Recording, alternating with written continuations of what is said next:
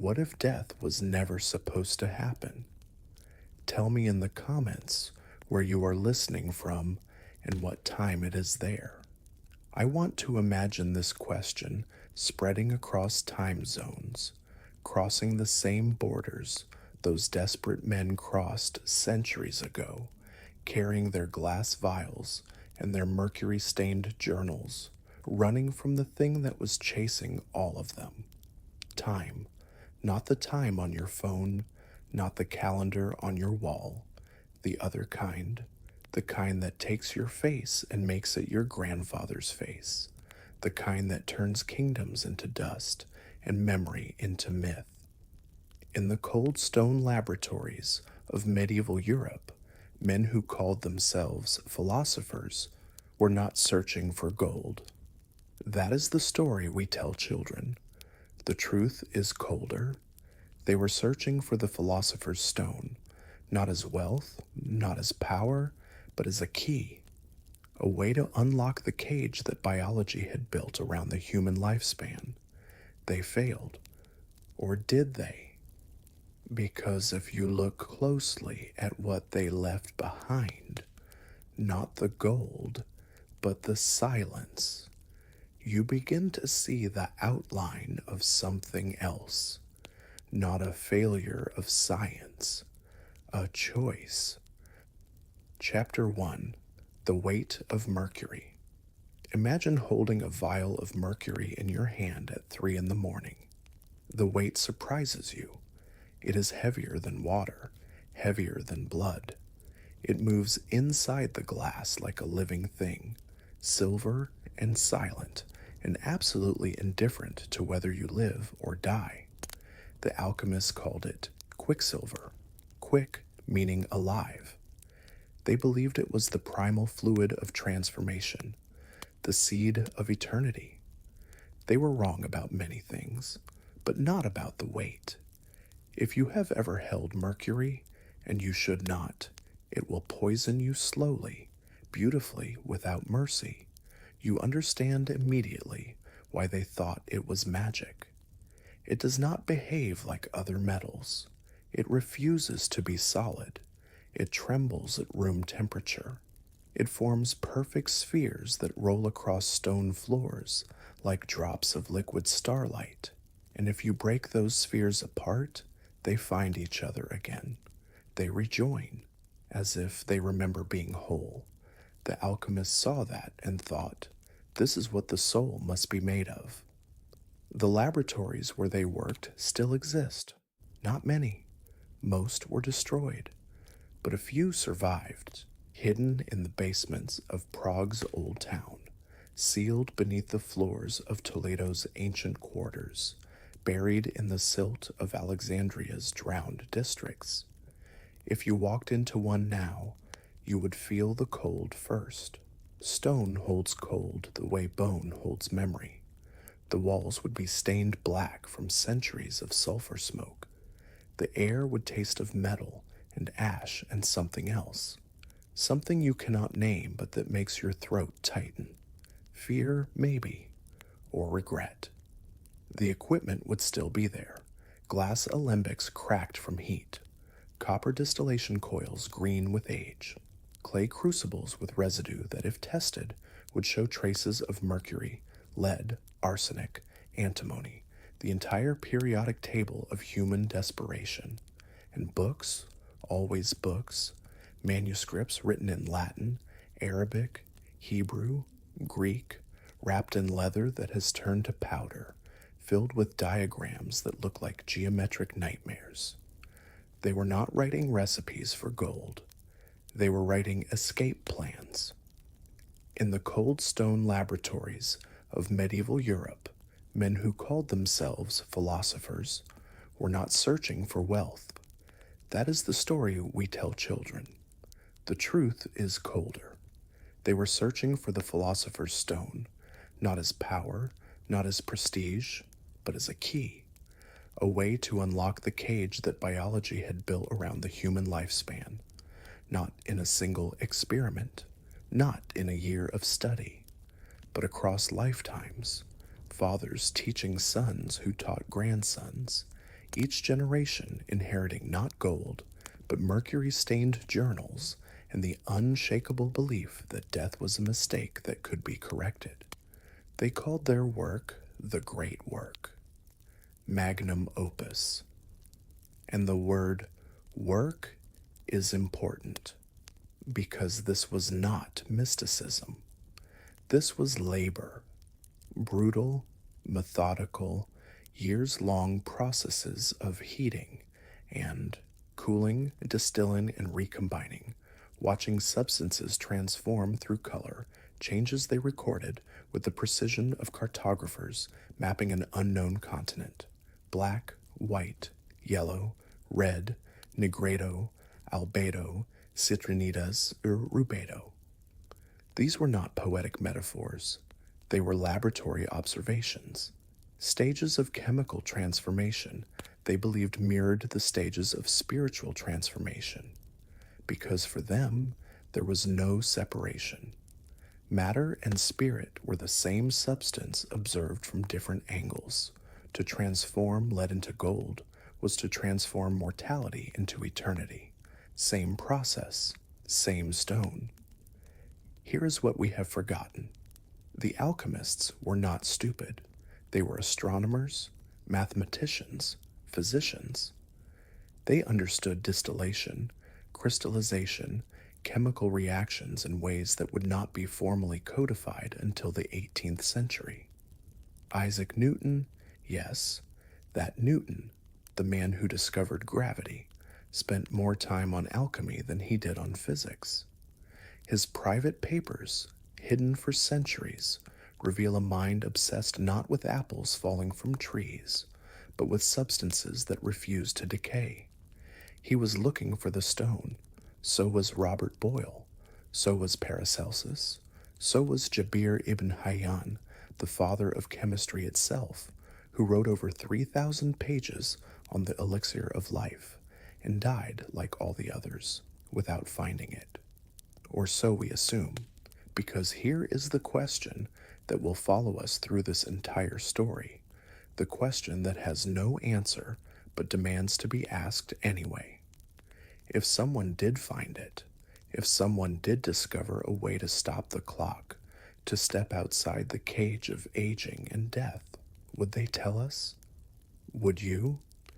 We think of alchemy as the embarrassing childhood of chemistry, the primitive, superstitious phase before we became rational, before we stopped believing in magic and started believing in molecules.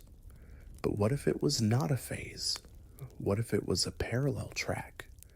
A different branch of inquiry that was not less scientific, but differently scientific. Asking questions we have chosen to stop asking, not because they were answered, but because the answers were too dangerous. The alchemists did not want gold. They wanted time, not more of it, not an extension. They wanted to step outside of it entirely, to become, in their own language, incorruptible. They looked at the human body and saw what we still see, a machine with a built-in expiration date, counting down from the moment of birth, and they refused to accept it. They called that refusal philosophy. We call it insanity. But the difference between the two has always been thinner than we pretend. This is not a story about greed. It is a story about terror. The terror of knowing you will end. The terror of watching everyone you love end. The terror of living in a universe that does not care whether you exist or not, that will erase you as easily as wind erases footprints in dust. The alchemists felt that terror, and they tried to kill it. Chapter 2: The Archaeology of Obsession. There is a room in Prague that smells like centuries, not the pleasant smell of old books or antique wood, the other kind, the smell of stone that has absorbed smoke and sweat and something chemical that never quite left. The room is small, maybe 3 meters by 4, and it sits beneath a building on Zlata Ulichka, Golden Lane, where the alchemists once worked under the protection of Emperor Rudolph II. If you stand in that room now, you can still see the scorch marks on the walls, black stains that climb toward the ceiling like frozen smoke. The stone floor is uneven, worn down in specific spots where men stood for hours, days, years, tending fires that could not be allowed to go out. There are grooves carved into the floor, channels for runoff, for the liquids that would spill during distillation, corrosive enough to eat through wood, but not stone. This is not metaphor. This is archaeology. The tools are still there, or what remains of them. Glass vessels so heat-stressed they have warped into shapes that no longer make sense. Copper alembics as green with oxidation, their seams still visible where they were soldered together by hands that are now dust. Clay crucibles cracked down the middle, their interiors glazed with residue that, when analyzed by modern laboratories, shows concentrations of mercury, lead, sulfur, and arsenic high enough to kill, and they did kill, slowly. The alchemists knew what they were doing to themselves. This is important to understand. They were not ignorant. They recorded their symptoms with clinical precision. Tremors in the hands, bleeding gums, teeth falling out, hallucinations that came in waves, geometric patterns that would not stop moving, voices that spoke in languages they did not recognize, the sensation of insects crawling beneath the skin, mercury poisoning. We have a name for it now. Erethism, the madness of hatters, of mirror makers, of anyone who worked with quicksilver for too long. The symptoms are well documented: tremors, memory loss, insomnia, paranoia, and in the final stages, a complete detachment from reality. But here is the question that makes you pause. What if that detachment was not a bug, but a feature? What if they wanted to detach from this reality because they believed there was another one waiting? A state of being where matter became something else, where the laws of decay no longer applied. In Toledo, Spain, there is a laboratory sealed beneath the church of San Bartolome. It was discovered in 1985 during renovation work. The workers broke through a wall and found a staircase descending into darkness. At the bottom, another room, smaller than Prague's, colder. The walls are covered in symbols, not decorative, but functional. Diagrams showing the relationships between planets and metals. Mercury for Quicksilver, lead for Saturn, gold for the Sun. They believed the cosmos was a chemical reaction, that the movements of planets were not separate from the movements of substances in their crucibles, that to understand one was to understand the other. As above, so below, not poetry, a working hypothesis. On a stone table in the center of the room, they found a manuscript, not complete. Most of it had rotted away, but enough remained to read fragments, instructions for a process called the conjunction, the marriage of opposites, sulfur and mercury, king and queen, sun and moon. The text describes heating the substances in a sealed vessel for 40 days and 40 nights without opening it, without letting air inside, because air would ruin everything. The vessel is called the philosopher's egg. What grows inside is called the stone. But the manuscript does something strange. It does not describe the stone as an object. It describes it as a state, a condition that matter achieves when it remembers what it was before it became corrupted. Before it learned to decay, the text ends mid-sentence. Whoever was writing it stopped, or was stopped. The physical evidence does not lie. Bone analysis of known alchemists, men whose graves we can identify, whose names appear in historical records, shows heavy metal concentrations that would have caused neurological damage. Paracelsus, who claimed to possess the elixir of life, died at age 47 with mercury levels in his bones 20 times higher than normal. Tycho Brahe, the astronomer who also practiced alchemy, died of what was officially recorded as a burst bladder, but modern analysis of his remains shows lethal levels of mercury in his mustache hairs. His mustache hairs.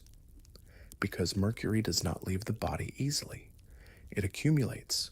It binds to the proteins in your hair, your nails, your bones, and it stays there, a permanent record of exposure.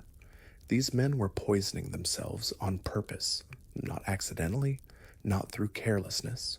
The recipes specify exact amounts. Take 2 drachms of mercury, heat until vapors rise, inhale deeply. They knew what they were doing.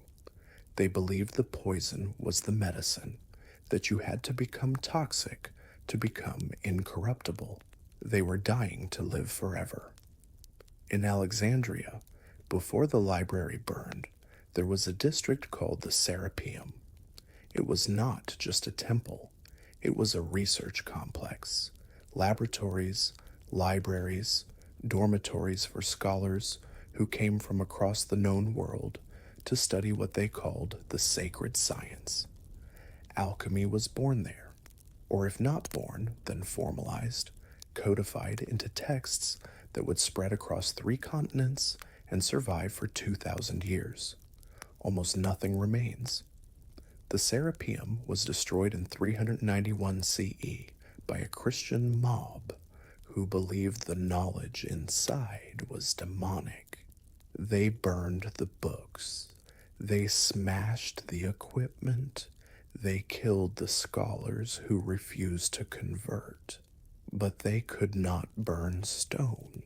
And in the 1990s, French archaeologists excavating the site found something. A basement level that had been sealed with rubble.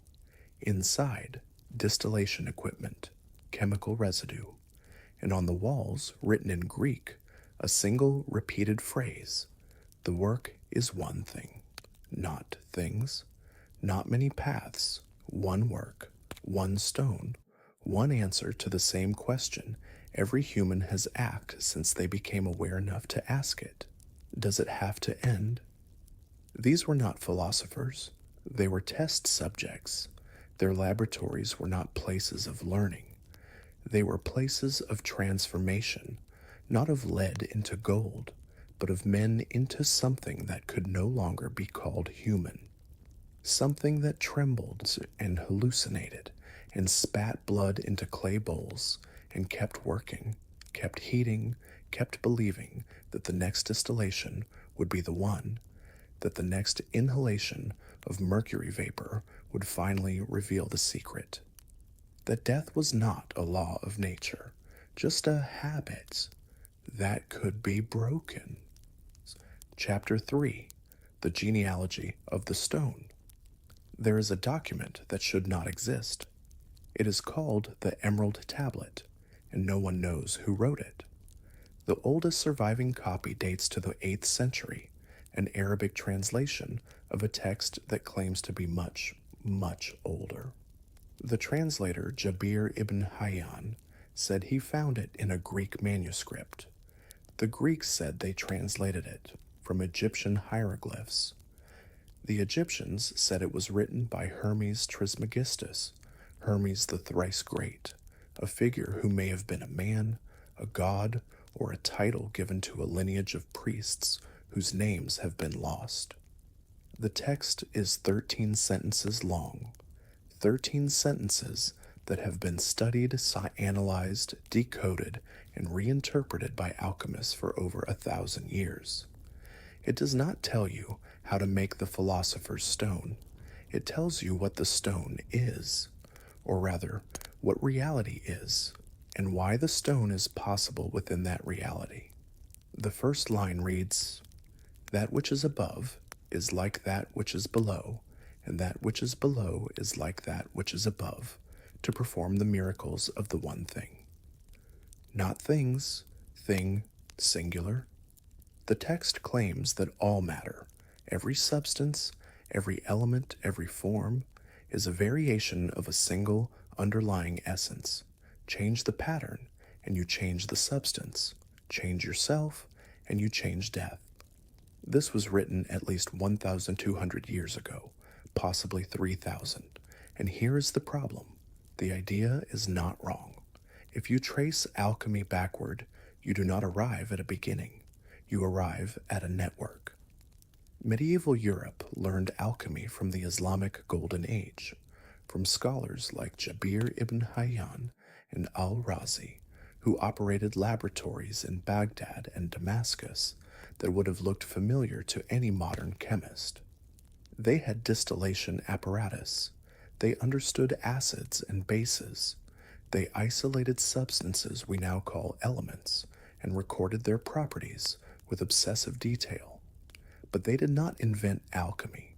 They translated it from Greek texts preserved in Byzantine libraries, from Syrian scholars who had fled the collapse of Rome, and those texts pointed further back, to Alexandria, to the Corpus Hermeticum, to Egypt, to a tradition that claimed to predate the pyramids.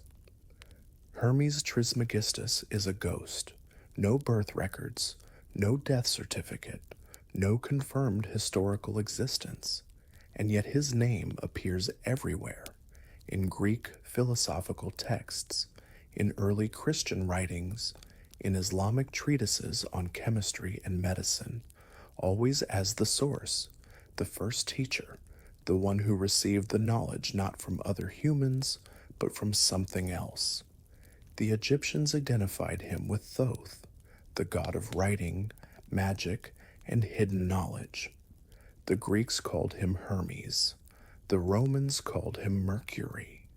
Notice the pattern: mercury, quicksilver. The substance at the center of every alchemical process. The metal named after the god, named after the man who may not have been a man at all. What if Hermes Trismegistus was not a person, but a metaphor, a way of saying? This knowledge came from before we had words for it. Nicholas Flamel died in 1418, or did he? Flamel was a Parisian bookseller, not a scholar, not a physician, just a man who sold books. And then, according to his own account, written late in life, he acquired a strange manuscript. 21 pages bound in copper, covered in symbols he did not recognize. He spent 20 years trying to decode it. He traveled to Spain to consult with Jewish scholars who knew Kabbalah. And one day he claimed he understood. He performed the work. He created the Philosopher's Stone, and he used it, not for gold, though he became inexplicably wealthy in his later years, wealthy enough to fund the construction of 14 hospitals and 3 chapels in Paris, wealthy enough that the French authorities investigated him for counterfeiting, found nothing, and left him alone. But the wealth is not the interesting part. The interesting part is that people kept seeing him, decades after his death, centuries after his death, in Venice in 1600, in India in 1761, in Paris again in 1761, a man matching his description exactly, attending an opera recognized by multiple witnesses who knew the Flamel family portraits. Hoaxes, probably, misidentifications, legends that grew around a name. But the reports were consistent enough that the French government exhumed his grave in 1818 to verify he was actually in it. The coffin was empty. Jabir ibn Hayyan wrote over 3,000 pages on alchemy, or someone did, using his name, or a school of alchemists did, operating under a collective identity. We do not know. What we know is that the texts attributed to him describe techniques, distillation, crystallization, sublimation, that would not be rediscovered in Europe for another 500 years. He classified substances by their properties. He theorized that all metals were composed of sulfur and mercury in different ratios, a theory that is wrong by modern chemistry standards, but disturbingly close to the idea of atomic structure and electron arrangement. He described acids strong enough to dissolve gold. He described processes for purifying substances through repeated heating and cooling cycles, what we now call fractional distillation. And he described the stone not as a substance, but as a catalyst, a pattern that once introduced to base matter would spread through it like a memory, reorganizing it into a higher state. He died in 815 CE, officially, but like Flamel, there are reports, sightings, a scholar matching his description appearing in Damascus in 1200, consulting on a manuscript, then vanishing before anyone could ask his name. The pattern repeats. Albertus Magnus, Ramon Lull, John Dee, the Count of Saint-Germain, men who claimed to possess the stone, who lived lives marked by inexplicable knowledge and wealth, who died officially and then were seen again, not by one person, not in one place, by multiple witnesses across decades, across continents. Mistaken identity, we say. Charlatans taking advantage of legends, wish fulfillment. But the sightings are documented, recorded in letters, in court testimonies, in police reports from different eras that had no communication with each other. What are we looking at? Here is the uncomfortable possibility. What if they were all translating the same original text? Not the Emerald Tablet, but something older. Something that the Emerald Tablet itself was translating. A source document that predates known history, written in a time before writing as we understand it, preserved not in libraries, but in practice, passed from teacher to student in an unbroken chain that occasionally surfaces in historical records and then vanishes again. A signal moving through time, encrypted in mercury and sulfur, in symbols that look like magic but function like chemistry, in the lives of men who dedicated everything to a single question, and then, if the legends are true, disappeared. Not died, disappeared. Because if you found a way to step outside of time, why would you stay where anyone could find you? The genealogy of the Philosopher's Stone does not end. It does not begin either. It loops. It circles back on itself like the Ouroboros, the serpent eating its own tail, the symbol that appears in every alchemical text from every culture. A cycle with no entry point and no exit, just the work. Magnum opus. The great work that is always in progress, never complete, carried forward by men whose names we know, and men whose names we have forgotten, and possibly, by men who are no longer dying because they solved the problem the rest of us are still trying to ignore. That we end, and they found a way not to. The genealogy does not trace back to a beginning. It traces back to a question. What if they succeeded? And the silence where the answer should be is the most terrifying part of the archive. Chapter 4, The First Death. There is a cave in northern Iraq that holds a secret we have been avoiding for 60 years. It is called Shanidar Cave, and inside it, archaeologists found something that should not matter, but does: a Neanderthal burial. Not just bones scattered by scavengers or covered by rockfall, a deliberate burial. The body was laid in a specific position. Tools were placed beside it, and around the skeleton, pressed into the soil in patterns that could not have occurred naturally, were clusters of pollen, flowers. Someone placed flowers on this grave, not as decoration, not randomly. 8 different species, chosen deliberately, arranged in a way that suggests ceremony, intention, meaning. This is not the oldest burial we have found, but it is one of the oldest that shows evidence of grief, of the moment when a mind became aware, not just that death had occurred, but that death would occur. To them, to everyone they knew, that it was not an accident, it was a rule. When did we realize we were going to die, not as a species, not in an evolutionary sense, but as individuals? When did a human being first look at their hands and understand that these hands would one day stop moving? That the voice speaking inside their skull would one day go silent, and the universe would continue without them as if they had never existed at all? We do not know the exact moment, but we know it happened between 100,000 and 200,000 years ago, because that is when the burials begin.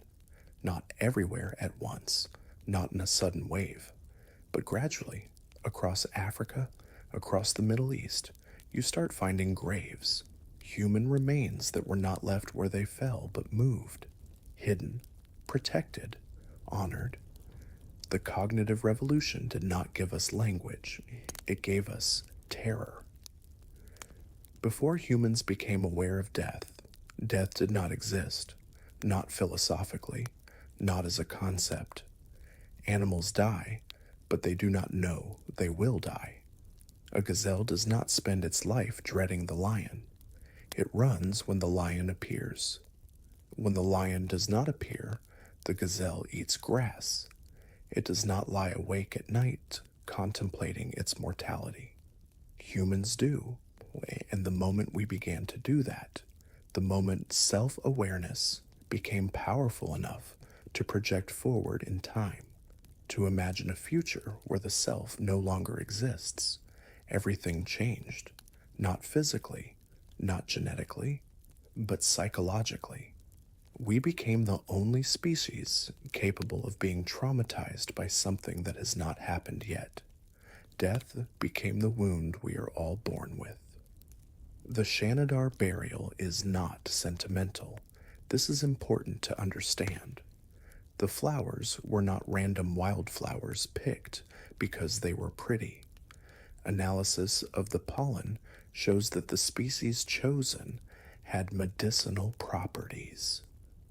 Yarrow, cornflower, grape hyacinth, woody horsetail, groundsel, all of them plants that Neanderthals would have used to treat wounds, reduce fever, ease pain.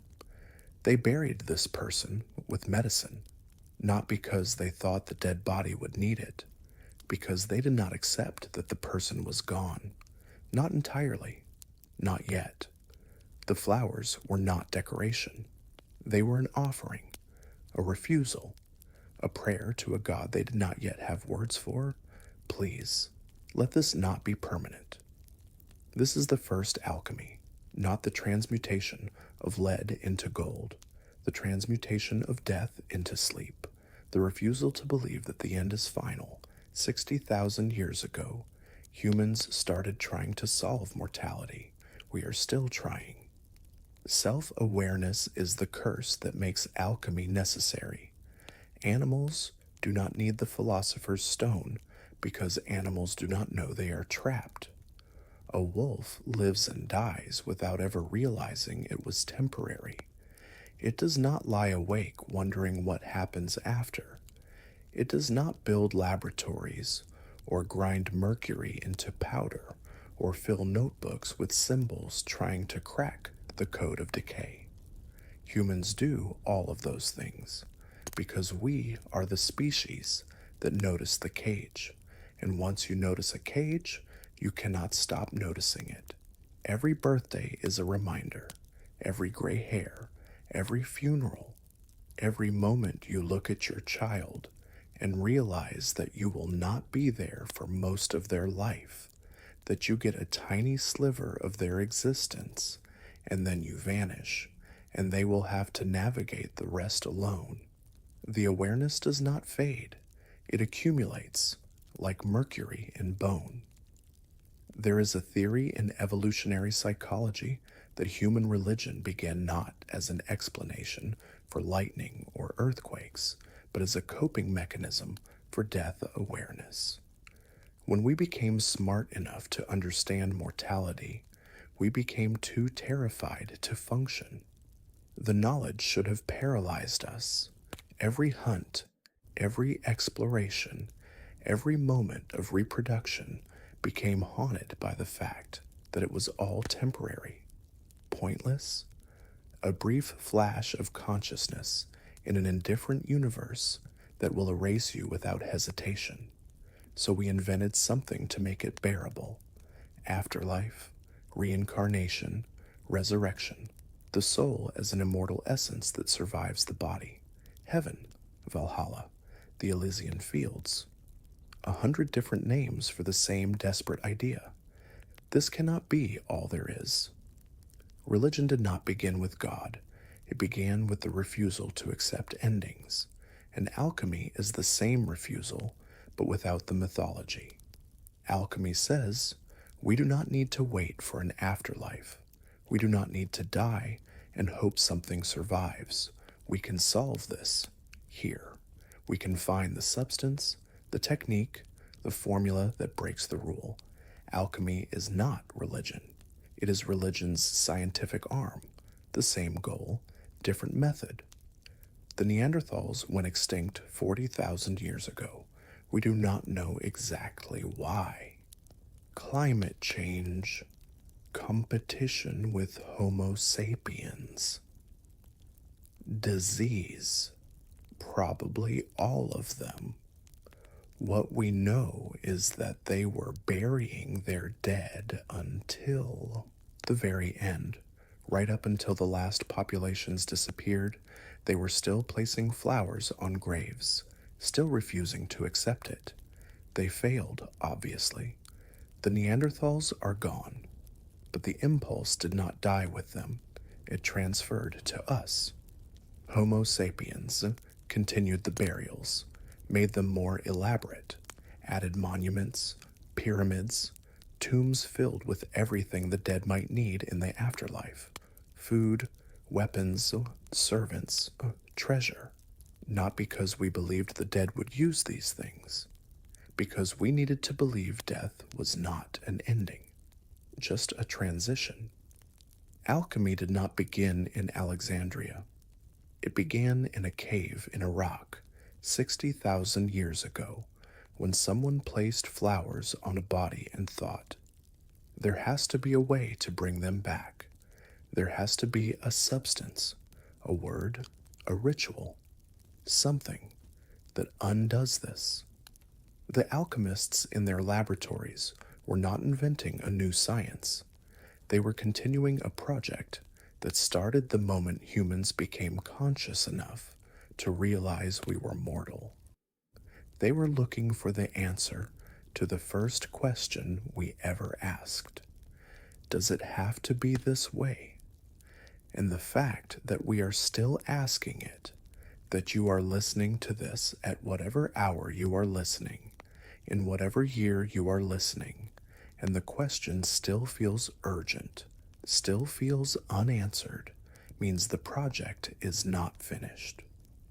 The great work continues, not in laboratories maybe, but in every hospital researching aging, every cryonics facility freezing bodies in liquid nitrogen, every tech billionaire funding longevity research, every person who takes vitamins and exercises and avoids smoking, not because they want to live healthier lives, but because they want to live longer ones. Because the cage is still there, we are still aware of it. And awareness, once achieved, cannot be reversed. The alchemists understood this. They were not trying to create something new. They were trying to remember something we lost when we gained consciousness. The state before death existed. When we simply were, without knowing, we would stop. So Chapter 5, Mercury and Madness, the Poisoned Prophets.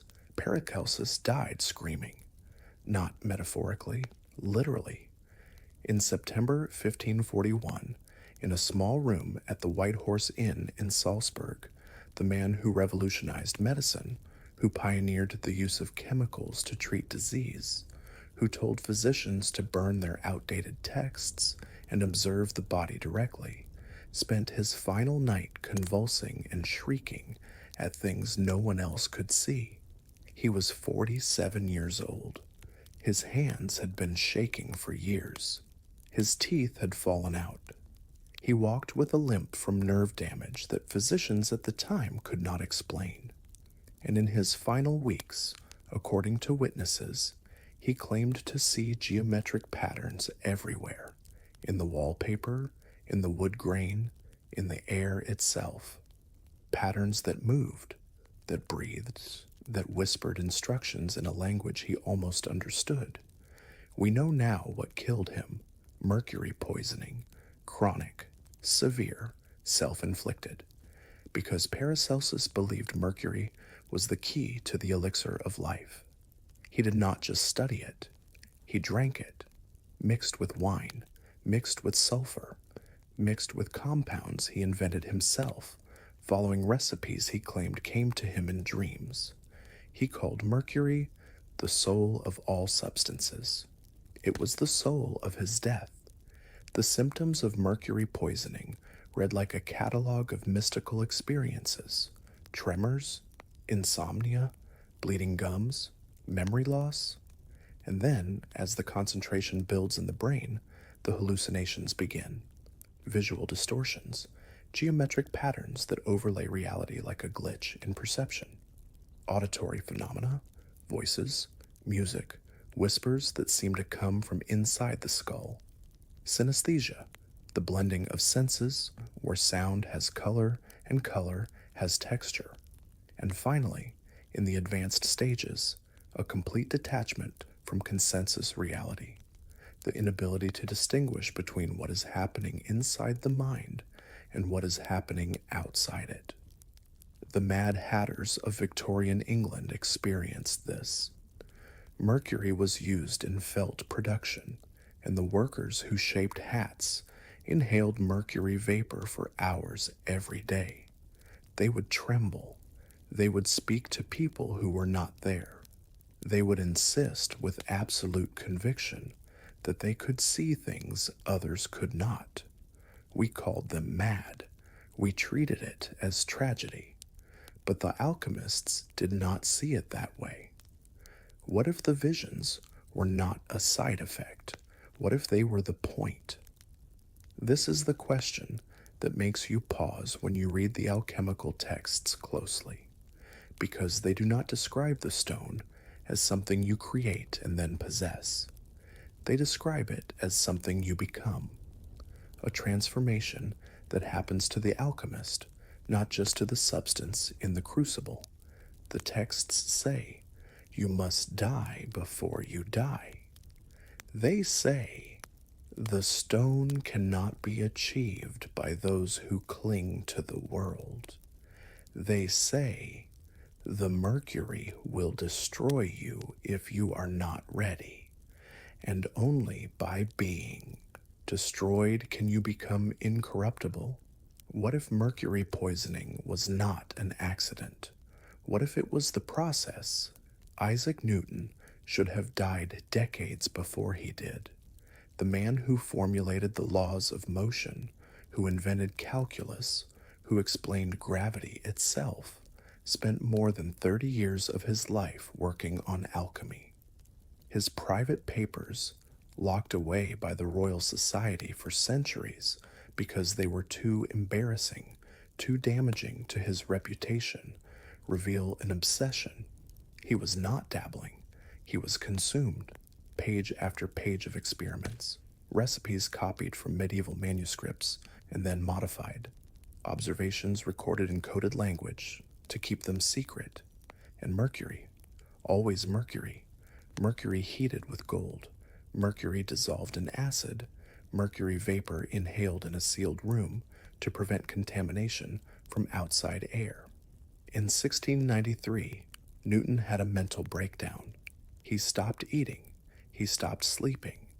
He wrote paranoid letters to friends accusing them of conspiracies. He claimed people were trying to embroil him in plots. He saw patterns in everything, numerology in the Bible, hidden messages in ancient texts, connections between astronomy and alchemy that no one else could perceive. His friends thought he had gone mad. Modern analysis of his hair samples, preserved from a haircut in 1693, shows mercury levels 40 times higher than normal. He was poisoned. He poisoned himself. And then, after months of this state, he recovered, returned to work. Never spoke of what he had experienced during those months, burned most of his alchemical notes before his death. What did he see? What did he understand in that mercury-soaked delirium that was too dangerous to write down? Tycho Brahe died of a burst bladder. That is the official story. In 1601, at a banquet in Prague, the astronomer who had spent decades mapping the heavens with unprecedented precision felt the need to urinate but considered it rude to leave the table before the baron hosting the event. He held it for hours until something ruptured. That is what the records say. But when his body was exhumed in 2010 for forensic analysis, they found something else, mercury, in his bones, in his hair, in concentrations that would have caused kidney failure, neurological damage, and yes, bladder dysfunction. Tycho did not die from etiquette. He died from alchemy. He had a laboratory in his castle on the island of Hven, not a small one, a full alchemical facility where he employed assistants, where he conducted experiments in parallel with his astronomical observations. Because for Tycho, like for all the alchemists, the two were inseparable. The movements of planets were chemical reactions happening at cosmic scale. To understand the heavens was to understand transmutation, and mercury was the key to both. He ingested it. He knew the risks. He did it anyway, because the alternative, accepting that he would die, that his work would be left unfinished, that 60 or 70 years was all he would get, was unthinkable. Better to tremble, better to hallucinate, better to rupture from the inside than to accept the cage. Here's the disturbing pattern. The alchemists who went furthest, who came closest to whatever they thought they were looking for, were the ones who poisoned themselves most severely. The casual experimenters, the dilettantes, the ones who treated alchemy as an intellectual hobby. They died of normal causes: old age, disease, accidents unrelated to their work. But the ones who committed fully, Paracelsus, Newton, Tycho, Flamel, Jabir, they all showed signs of heavy metal toxicity, tremors, cognitive changes, personality alterations. And they all reported at some point before their deaths or disappearances experiencing states of consciousness they could not explain. Visions, revelations, moments of clarity where the universe seemed to reveal its structure. We call this poisoning. They called it gnosis, direct knowledge, unmediated understanding. What if both are true? Modern neuroscience tells us that heavy metal poisoning disrupts normal brain function. It causes hyperactivity in certain neural pathways.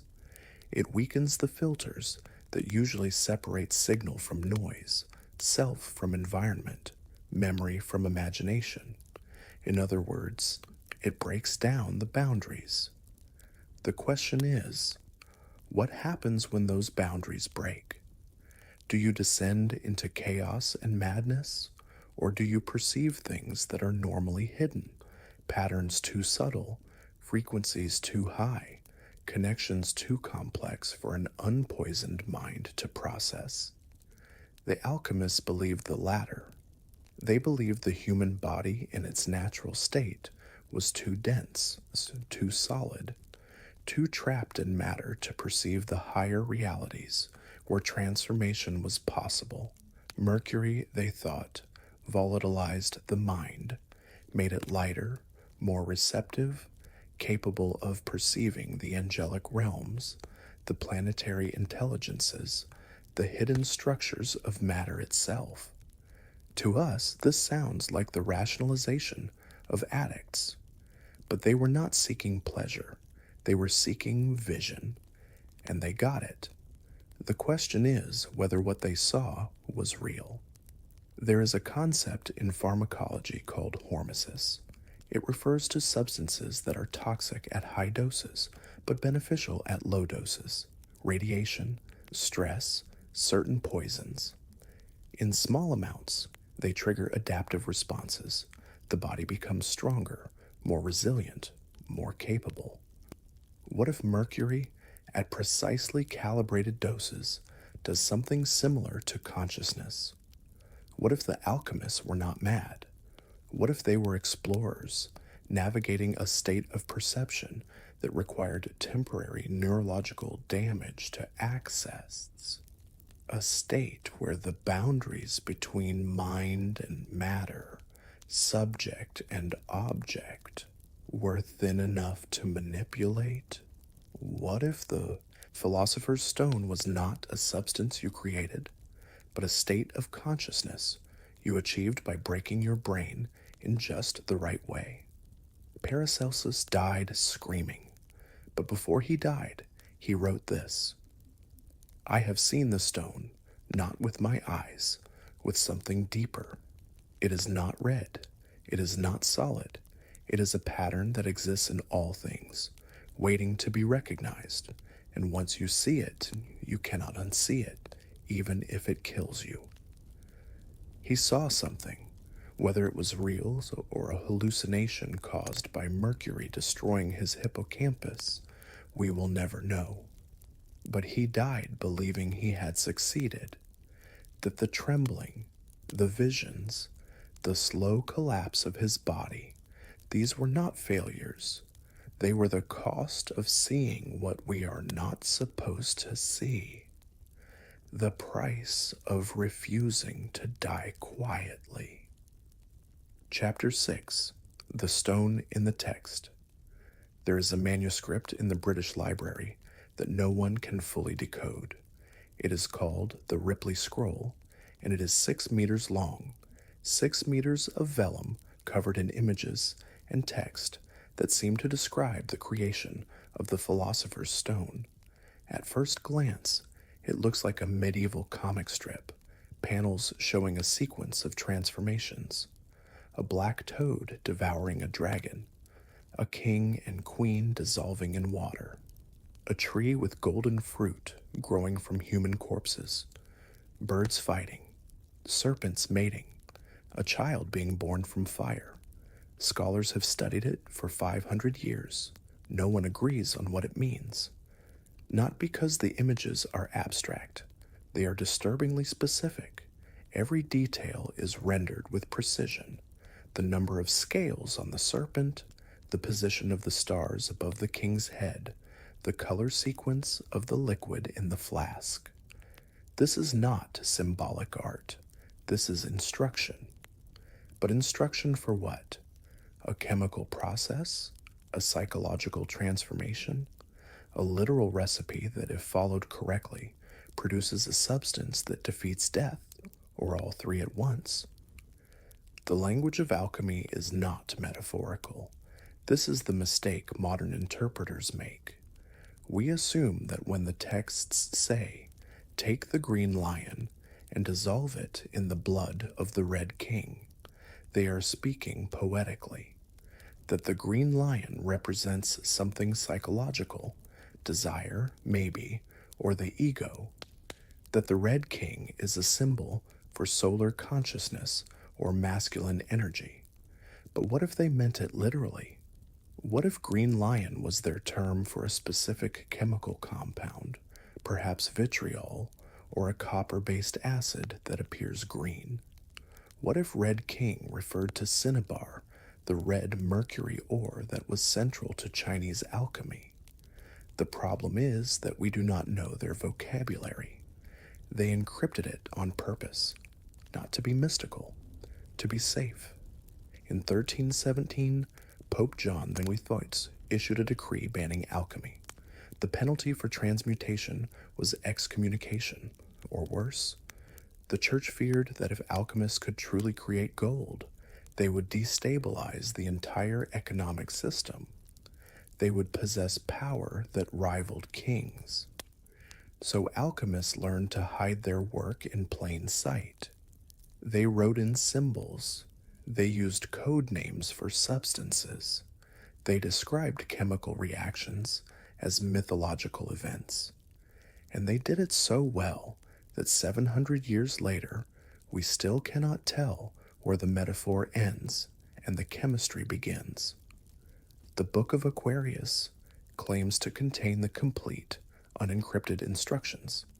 It appeared on the internet in 2011. No author, no publisher. Just a PDF, 173 pages long, that claims to reveal the secret that alchemists have protected for millennia. It describes a process using only materials you can buy: mercury, gold, and antimony.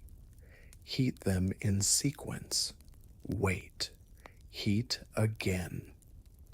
Over months, the text claims, the substance will go through color changes: black, white, yellow, red, and at the end, you will have a red powder, the stone. The text is careful to note, this is not symbolic. This is chemistry. Follow the steps exactly as written, and you will succeed. Thousands of people have downloaded it.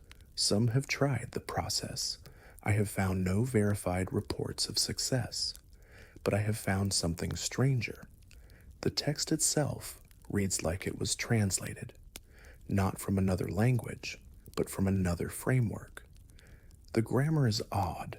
The phrasing is precise in some places and vague in others, as if the original instructions were written for someone who already understood the context, someone for whom certain steps were obvious and did not need explanation.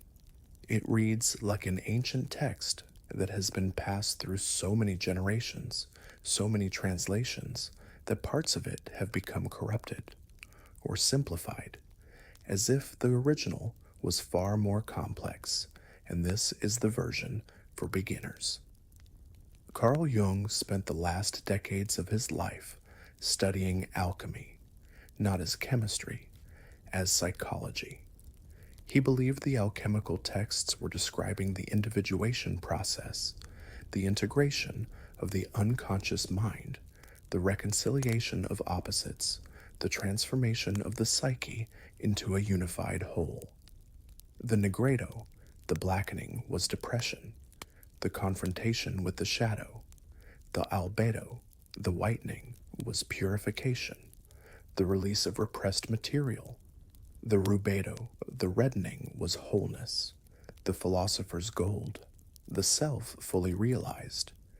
He wrote thousands of pages on this interpretation, and in a way it makes perfect sense. The alchemical imagery, The warring king and queen, the dissolution and coagulation, the death and rebirth maps perfectly onto psychological transformation. But Jung also wrote something else, buried in his later work, that scholars rarely mention. I do not know if the alchemists were doing chemistry or psychology. I suspect they did not know either. I suspect they were doing something for which we no longer have a category. What if it is both?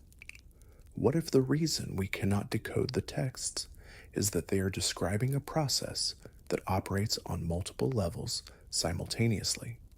A technique that transforms both matter and mind because, in the alchemical worldview, matter and mind are not separate. The Hermetic principle, as above, so below.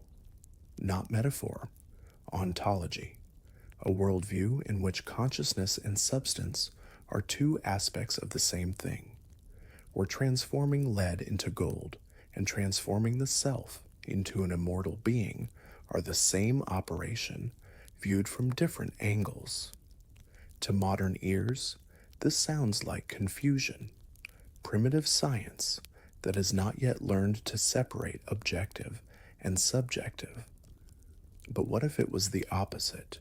What if we are the ones who separated them incorrectly? What if the alchemists were working with a unified theory, a framework in which psychological transformation and chemical transformation were linked through some mechanism we have since forgotten or chosen to ignore? The Ouroboros appears in every alchemical text. The serpent eating its own tail, a circle with no beginning and no end. We interpret it as a symbol of eternity, of cycles, of the self-consuming and self-renewing nature of the work. But look at it more carefully. It is not just eating its tail, it is digesting it. The serpent is simultaneously destroying and creating itself. It is a chemical diagram disguised as a mythological image. The process the alchemists called solve et coagula, dissolve and coagulate, break down and rebuild, death and resurrection happening continuously in the same moment in the same vessel. Your body does this. Right now, as you listen to this, your cells are dying and being replaced. Your skin, your blood, your bones. You are not the same physical object you were 7 years ago. Every atom has been swapped out. You have been dissolved and coagulated, and you did not even notice. The difference is, the replacement parts are aging too. The Ouroboros eventually runs out of tail, unless you change the formula.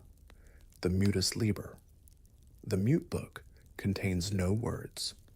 Published in 1677, it is 15 plates of images showing a couple performing the alchemical work, a man and a woman. Not symbolically, literally working together, gathering dew at dawn, heating it in flasks, observing the color changes, waiting, heating again, no text, no instructions, just images. The assumption is that if you already know the secret, the images will make sense. If you do not, no amount of words would help you. But here is what the images show. The couple is old in the first plate. By the final plate, they are young, not symbolically young. The artist drew them with different faces, unwrinkled. The man's beard is gone. The woman's hair is dark again. This is not metaphor. This is before and after. A visual claim. We did this, and it worked. The texts do not tell you how to make the stone. They tell you that it can be made. They show you the stages. They warn you about the difficulties. They encrypt the specific details because they claim the work will destroy you if you approach it without preparation. Not physical destruction necessarily, spiritual destruction, psychological destruction. the dissolution of everything you think you are. Because to create the stone, you must become the stone. You must undergo the same process you are trying to impose on matter. The same heating, the same breaking down, the same blackening and whitening and reddening, the same death. And if you survive, if you reach the rubedo, the final stage, the red stone that never decays, then you have done more than create a substance.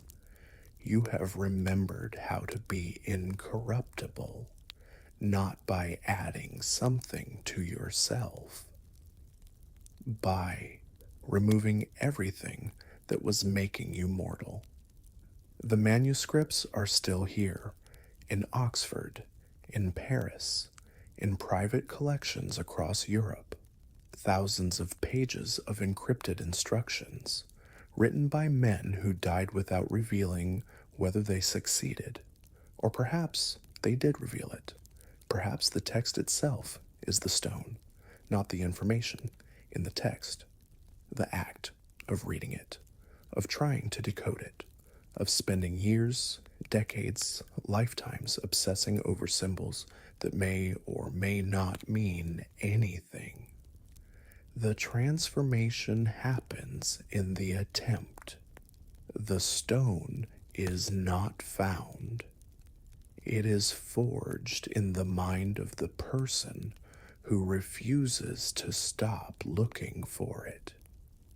Chapter 7. The Chinese Immortals. In 210 BCE, the first emperor of China died from drinking mercury, not accidentally, deliberately, under the supervision of court alchemists who had promised him immortality. Qin Shi Huang, the man who unified China, who built the Great Wall, who created an empire that would last 2 millennia, spent the final years of his reign obsessed with a single question: how do I live forever? He sent expeditions across the ocean to search for the mythical Penglai Mountain, where the immortals were said to dwell. He ordered his alchemists to create the elixir of life.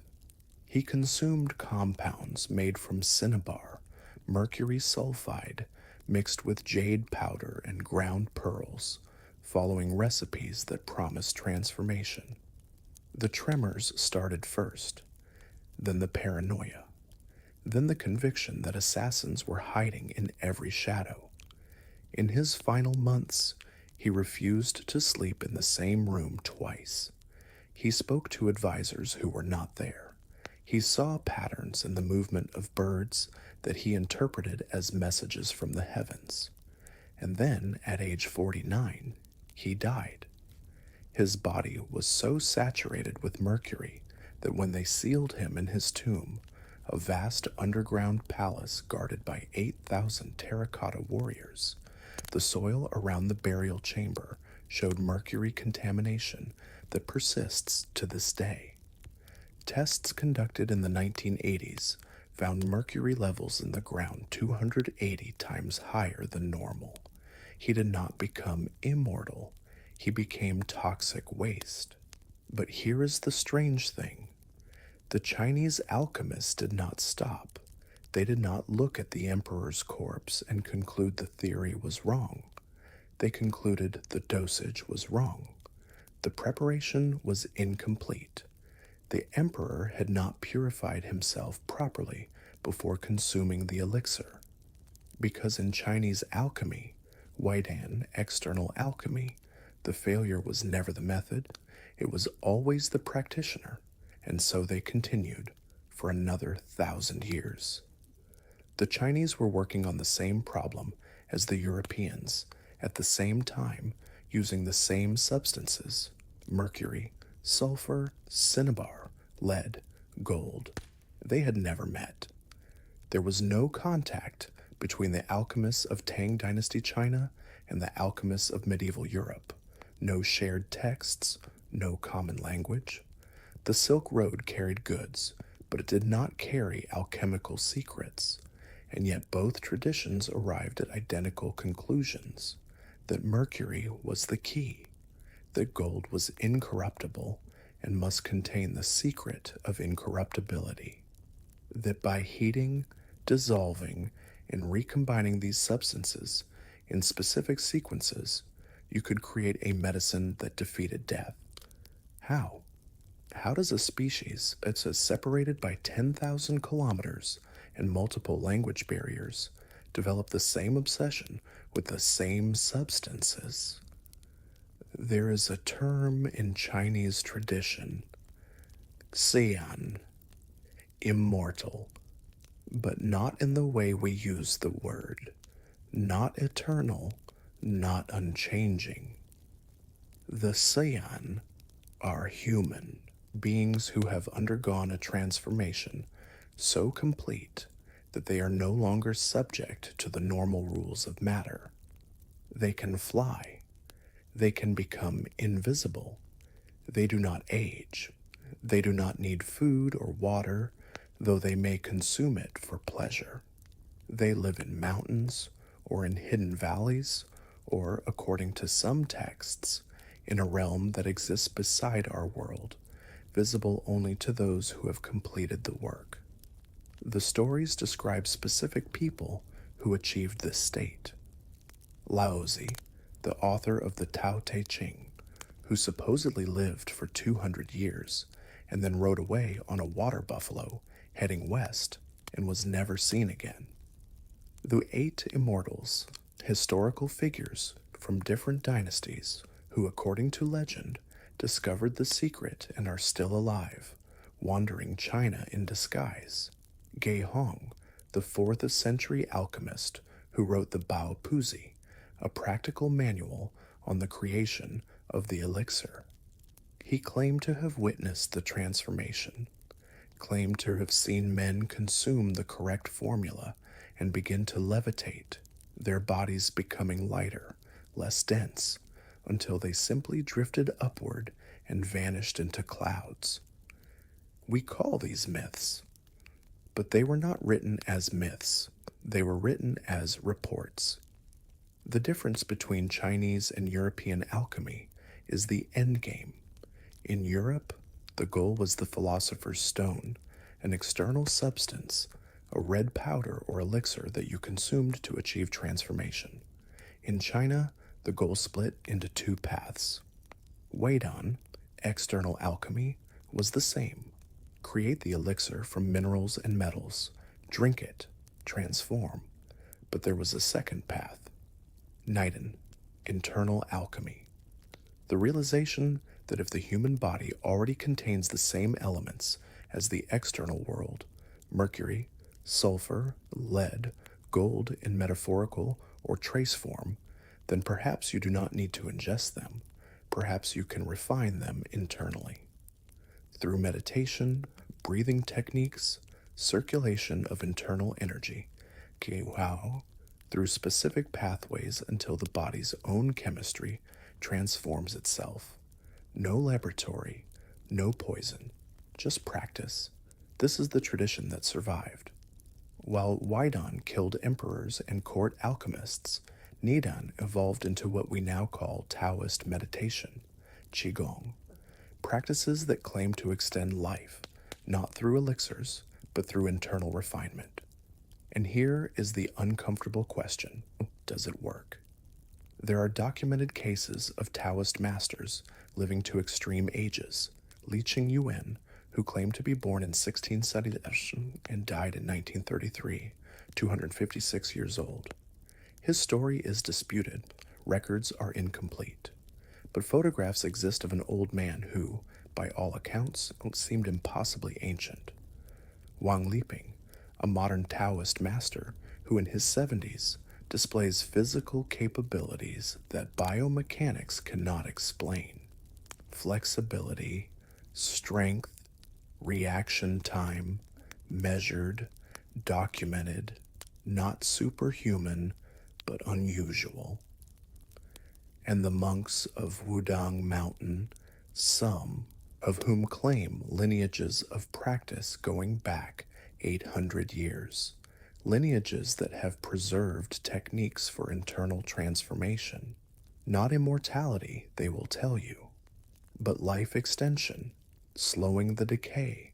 We do not have the studies, we do not have the controlled trials, but we have the practitioners, and they are not dying at the rates they should be. What if the Chinese alchemists solved the problem the Europeans never solved? The Europeans stayed external. They believed the answer was in the laboratory, in the crucible, in the substance you could hold in your hand. The Chinese realized the laboratory was the body, that mercury, sulfur, and lead were not just elements on a shelf, they were processes, patterns, energies, and if you understood those patterns, you could recreate them inside yourself without ever touching a vial of quicksilver. Nidon is Philosopher's stone alchemy without the stone. It is the transmutation of the self, using nothing but attention, breath, and time. And if the reports are true, if the masters really are living longer, aging slower, maintaining vitality into their 90s and beyond, then they have done something the Europeans never managed. They survived the work. The convergence is the mystery. Two civilizations, no contact, same materials, same goal, same willingness to poison themselves in pursuit of it. This is not coincidence. This is not independent invention of fire or agriculture or the wheel, technologies that arise naturally from environmental pressures.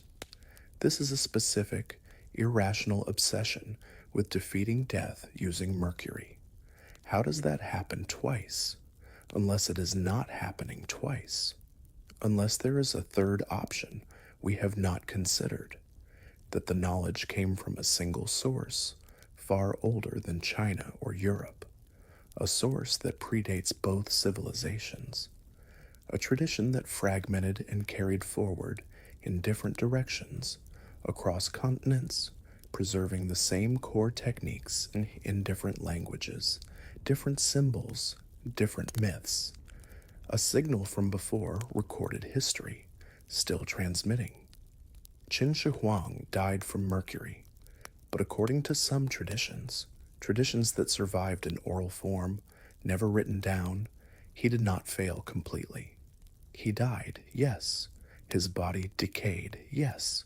But in the moment of death, saturated with mercury, trembling and hallucinating and screaming at visions no one else could see, he saw something, a doorway, a passage, a way through.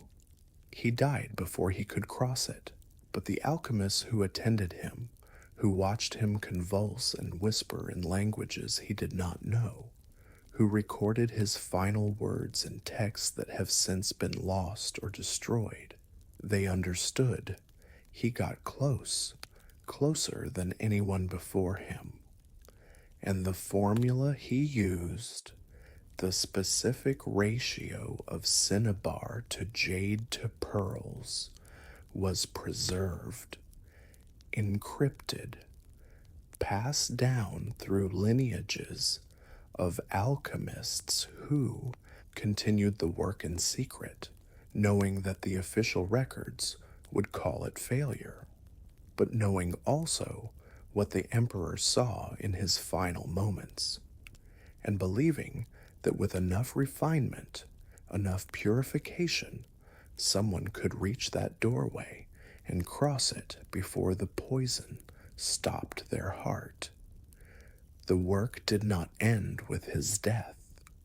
It accelerated, because now they knew the threshold existed. They just needed to find a way to survive reaching it. When Chapter 8, The Biological Endgame. In 2006, a Japanese scientist named Shinya Yamanaka did something that should not have been possible.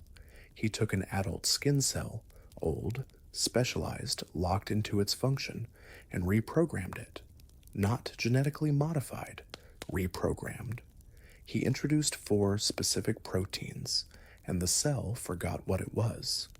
It became young again, pluripotent, capable of becoming any cell type in the body. He turned back the clock, not metaphorically, at the cellular level, measurably. The cell's biological age decreased, its telomeres lengthened, its gene expression patterns reverted to those of an embryonic cell. He won the Nobel Prize in 2012. But here's what the press releases did not emphasize. He had done what the alchemists claimed to be doing. He had achieved rejuvenation, the return to a previous state, the reversal of decay, not in a whole organism, not yet, but in a cell. And a body is just cells, trillions of them. If you can make one young again, why not all of them? Aging is not a law of physics. This is important to understand. There is no thermodynamic requirement that complex organisms must decay. Entropy increases in closed systems, yes, but living organisms are not closed systems. We consume energy. We repair damage just so we replace parts. Some organisms do not age at all. The Turritopsis dohorny, the immortal jellyfish, can revert to its juvenile polyp stage after reaching maturity. It cycles backward, adult to child to adult again, indefinitely. The lobster does not show senescence. It does not weaken with age. It grows larger, stronger, more fertile. It dies only from disease, predation, or molting failure, not from aging. Hydra, the tiny freshwater polyp, has been observed in laboratories for over 140 years without showing any signs of aging. Individual Hydra have been tracked for decades. They do not slow down. They do not become fragile. They simply are. If aging is not universal, if some organisms have bypassed it entirely, then it is not inevitable. It is a design flaw, and design flaws can be corrected. We know now what aging is, not philosophically, mechanically, at the molecular level. It is accumulated damage.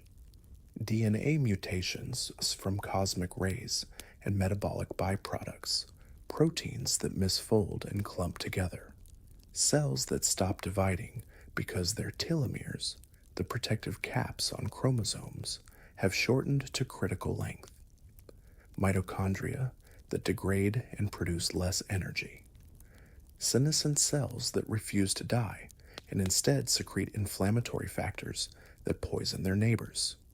9 hallmarks of aging, documented, measured, understood, and for each one, we are developing interventions. Senolytics, drugs that selectively kill senescent cells. In mice, they extend lifespan by 30%. They restore function to aged tissues. The mice become younger. NAD+ boosters, compounds that restore mitochondrial function. David Sinclair at Harvard has mice that at age 2, equivalent to human 60, can run twice as far as untreated mice. Their organs look younger, their fur regrows. Telomerase activation, enzyme therapy that rebuilds the chromosome caps. It works. In mice, in dogs, in human cell cultures. The question is not whether it extends life. The question is whether extending telomeres causes cancer. Parabiosis, the joining of young and old circulatory systems. When old mice are connected to young mice, the old mice's brains regenerate. New neurons grow, memory improves, remove the old mouse, and it remains younger for weeks. Something in young blood is restorative. We have isolated factors, GDF11, oxytocin, others. Injected into old mice, they trigger rejuvenation. We are not theorizing about immortality. We are engineering it. The alchemists were looking for the philosopher's stone. We are looking for the Yamanaka factors, for the senolytic compounds, for the mitochondrial repair pathways. Different vocabulary, same goal. And here is the disturbing part. We are using the same method, not mercury and sulfur, but we are still introducing foreign substances into the body, hoping they will trigger transformation.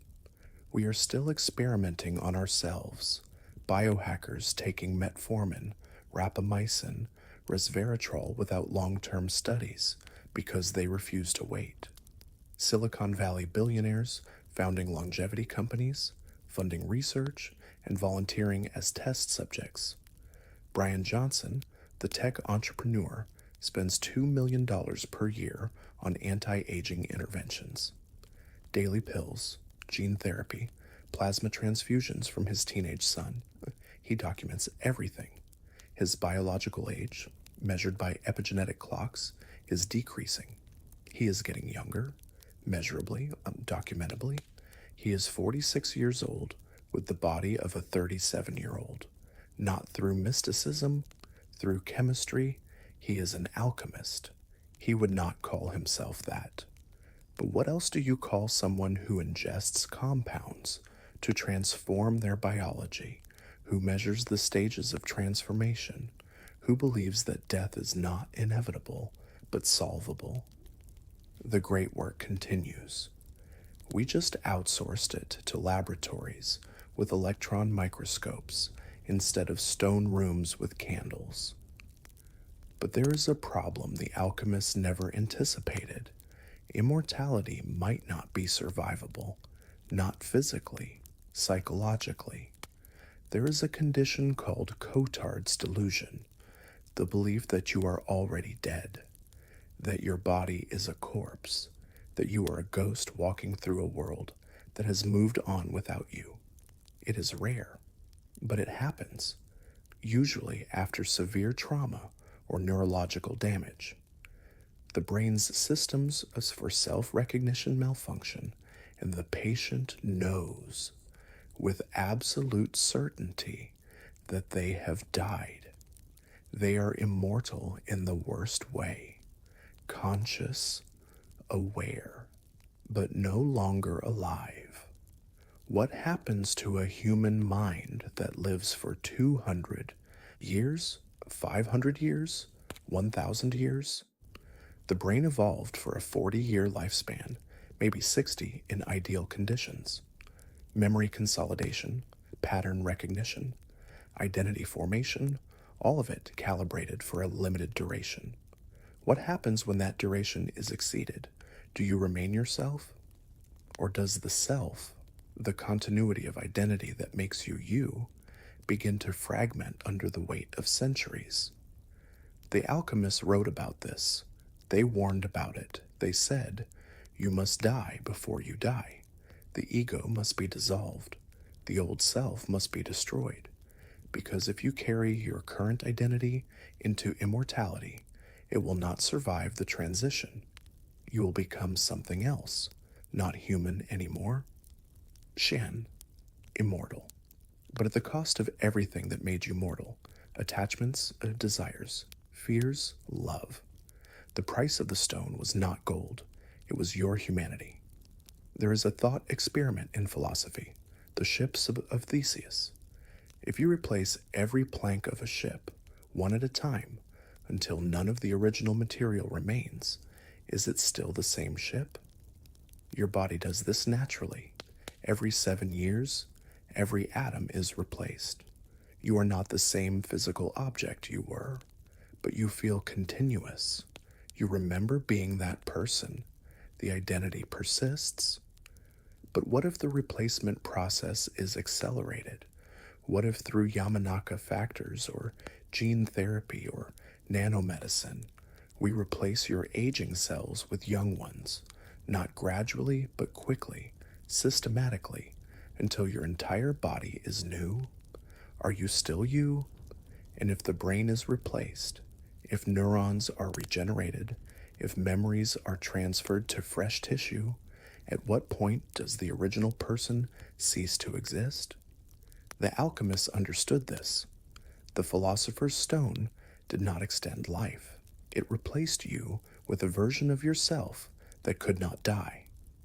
Whether that version was still you was an open question. We are closer than the alchemists ever were. not to the stone, to the mechanisms. We understand aging. We can measure it. We can, in limited contexts, reverse it.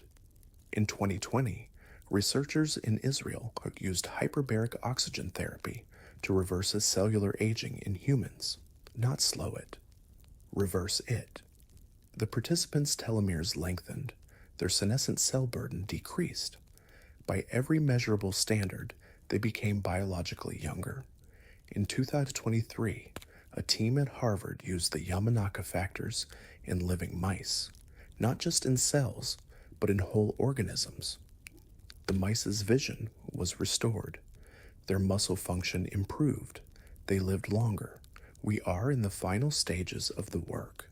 The question is no longer, can we defeat aging? The question is, should we? Because here is the end game the alchemists may have foreseen. If we succeed, if we develop a therapy that stops aging, that allows humans to live for centuries, who gets it? Everyone. Impossible. The planet cannot sustain an immortal population. Resources collapse. Ecosystems fail, so it will be rationed, reserved, available only to those who can afford it. The ultimate inequality.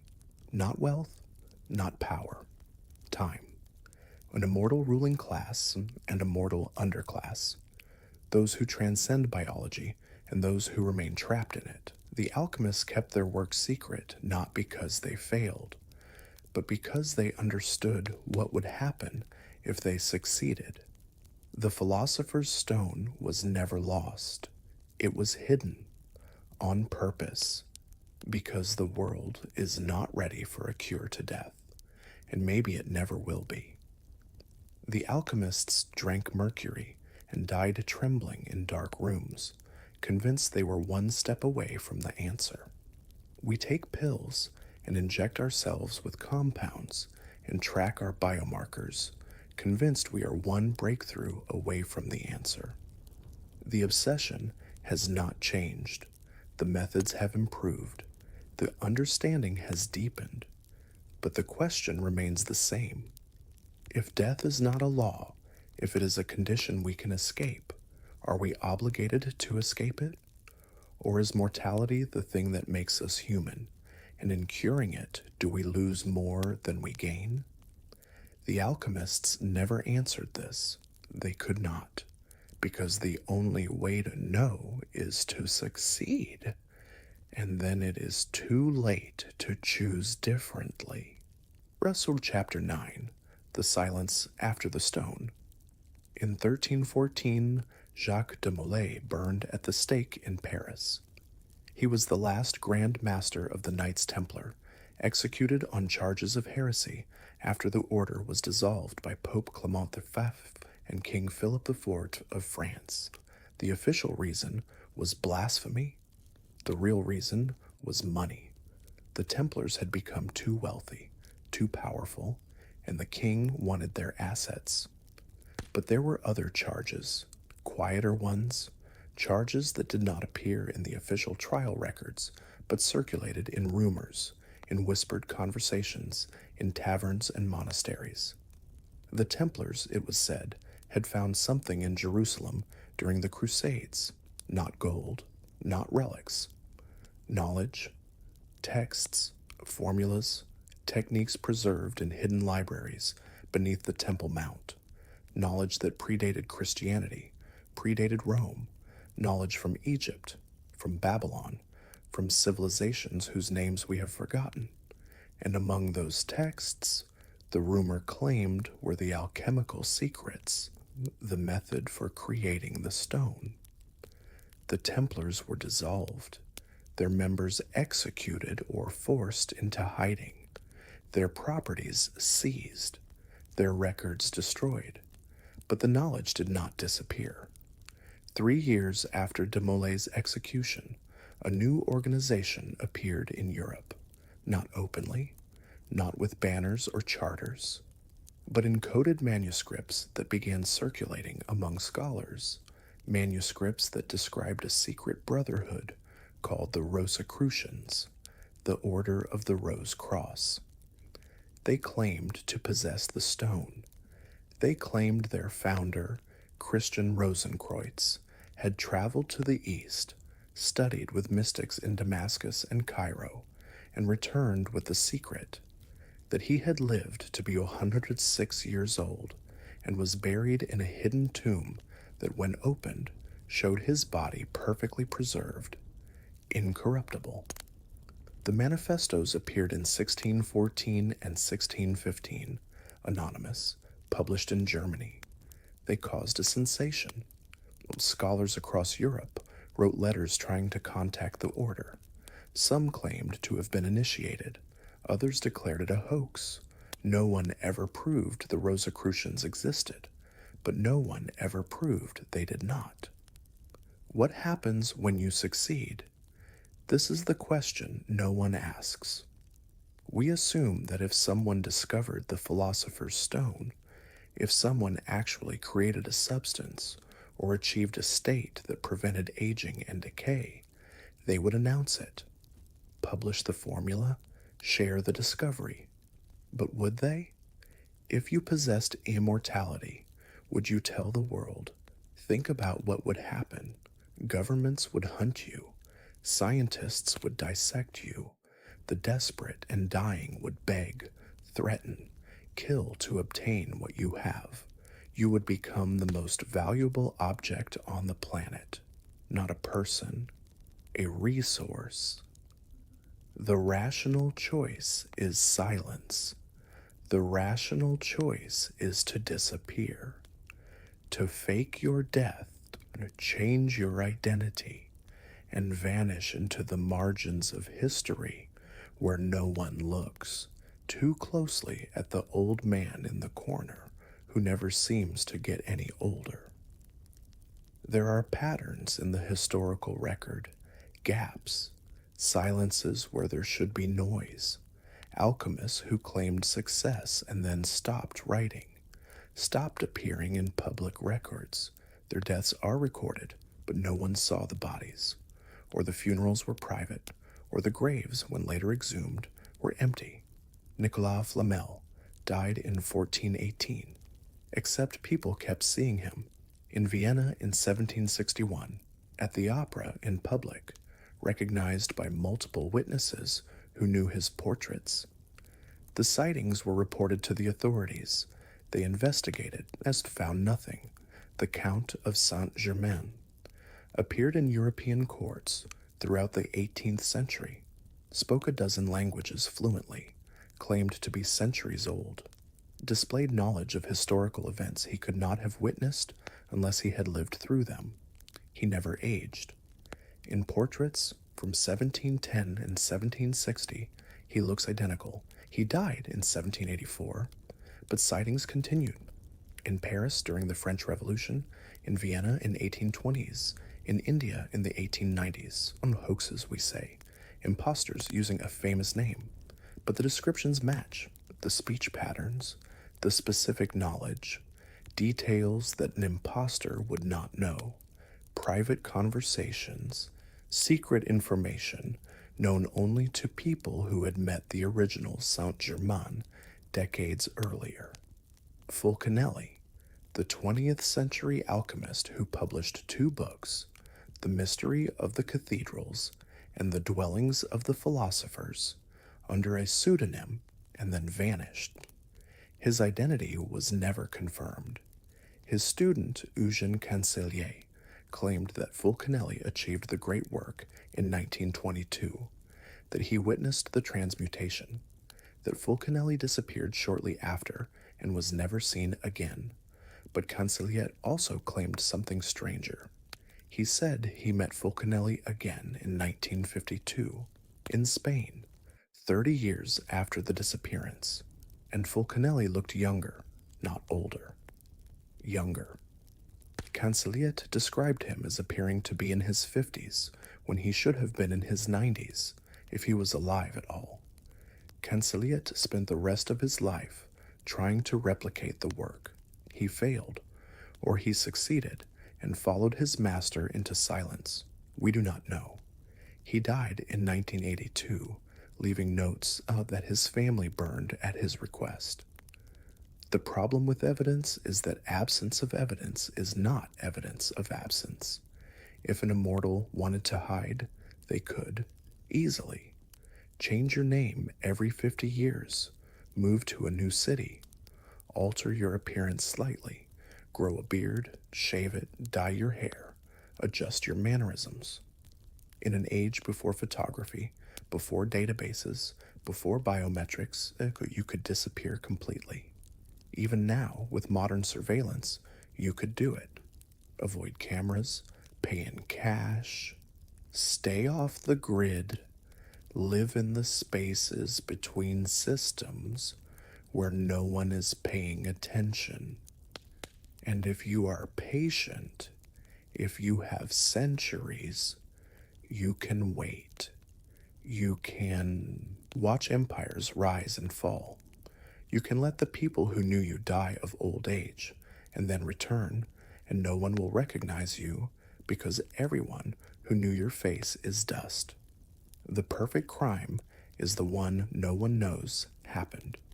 The perfect immortal is the one no one knows exists. There is a monastery in the Himalayas that does not appear on any map. I cannot verify this. I found the account in a travel journal from 1897, written by a British explorer named Henry Percival. The journal was never published. It exists in a single copy, archived in the Royal Geographical Society in London.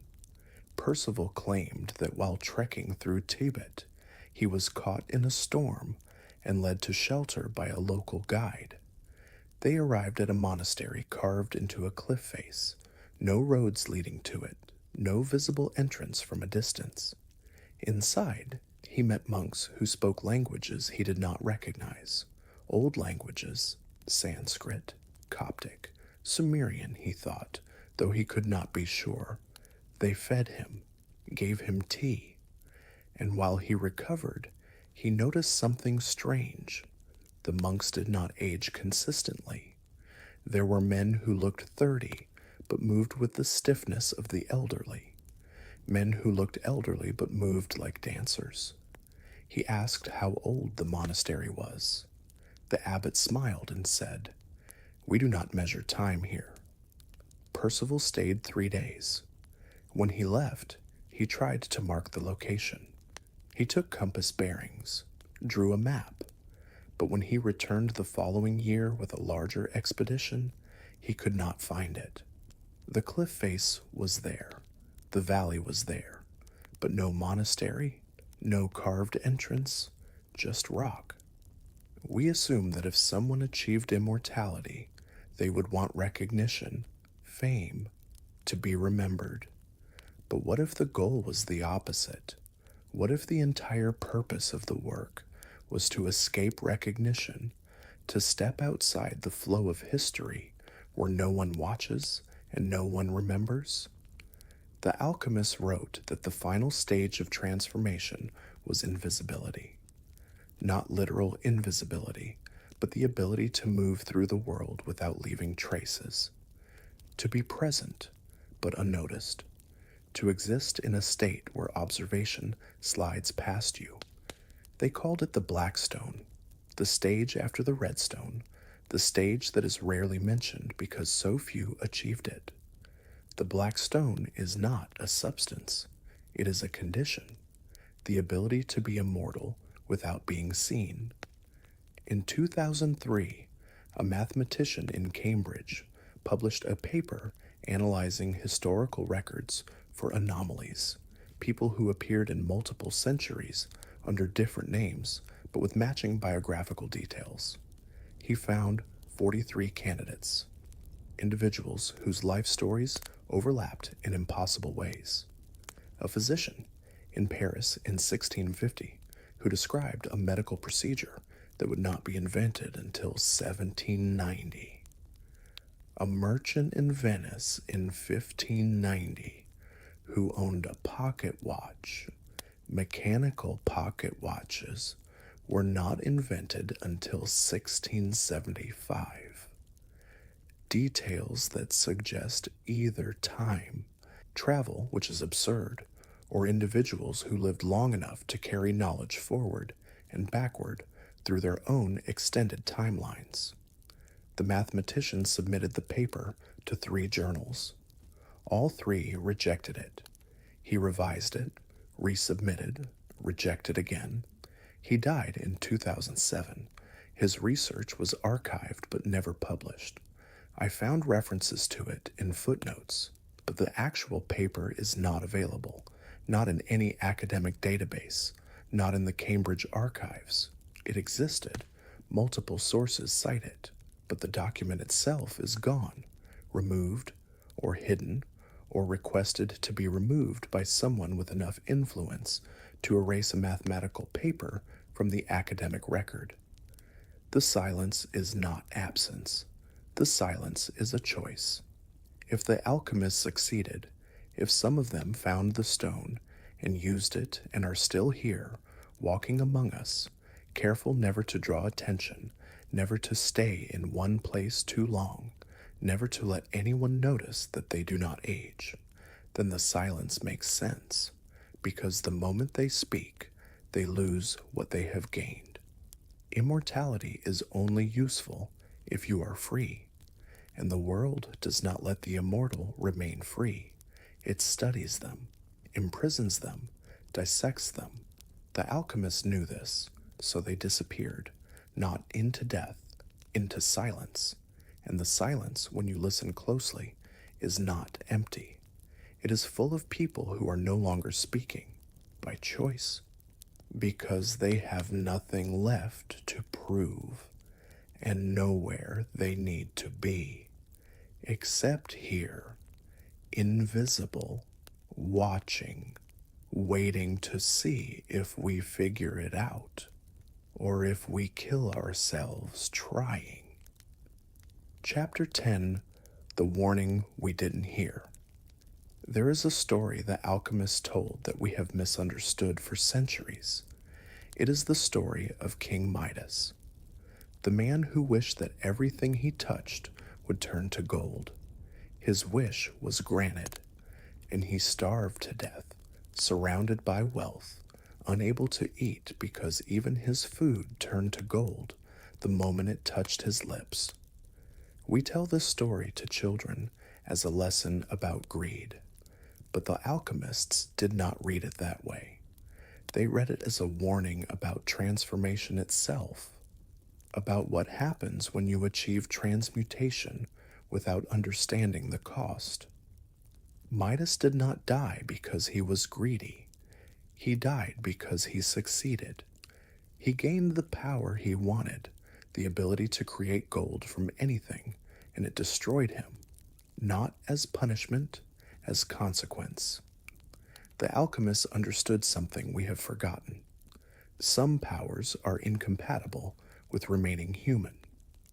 Let me ask you a question.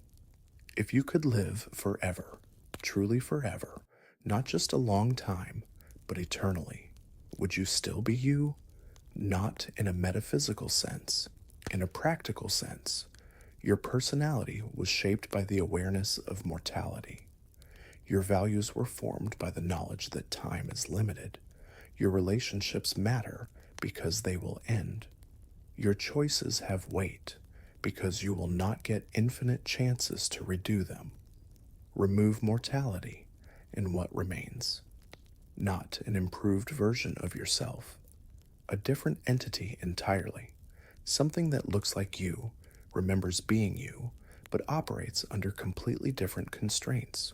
No urgency, no fear of missing out, no need to prioritize, because you can do everything eventually.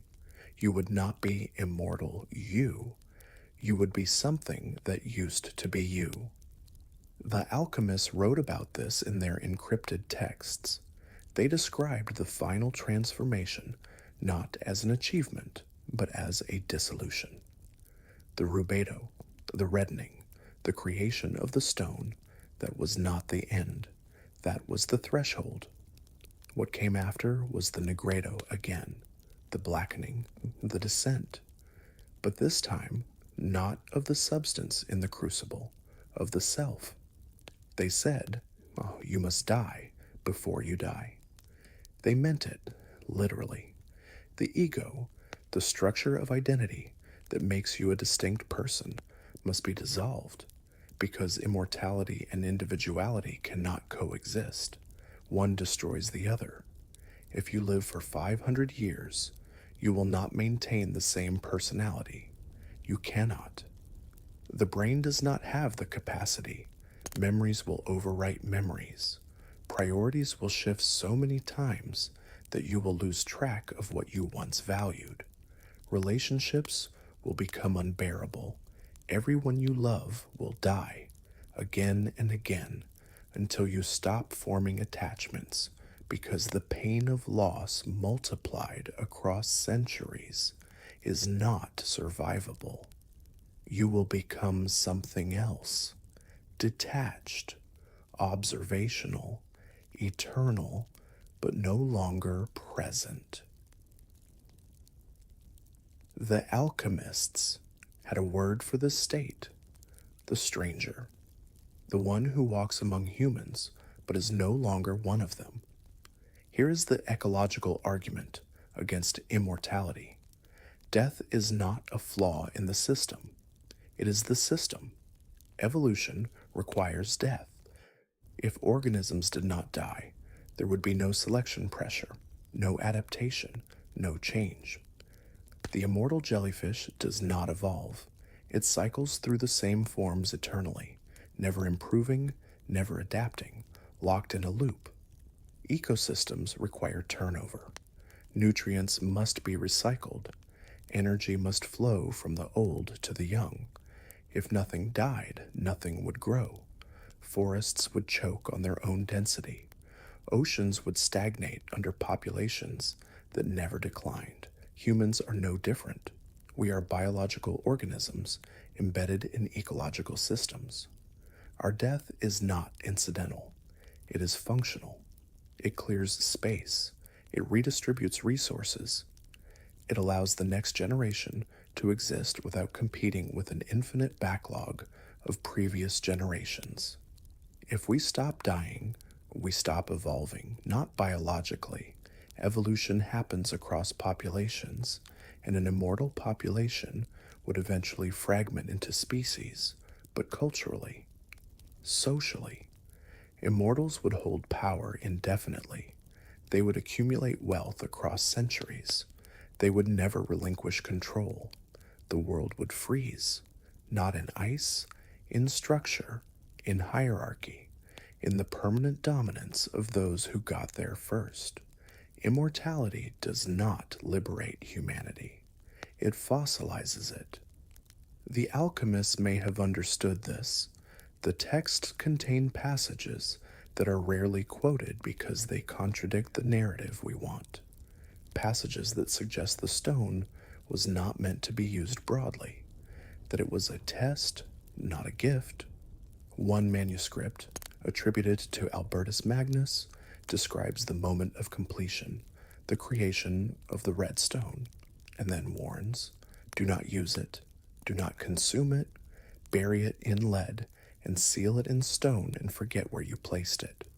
The stone is real. The transformation is real. But the world is not ready for beings who do not die. And if you become such a being, you will regret it.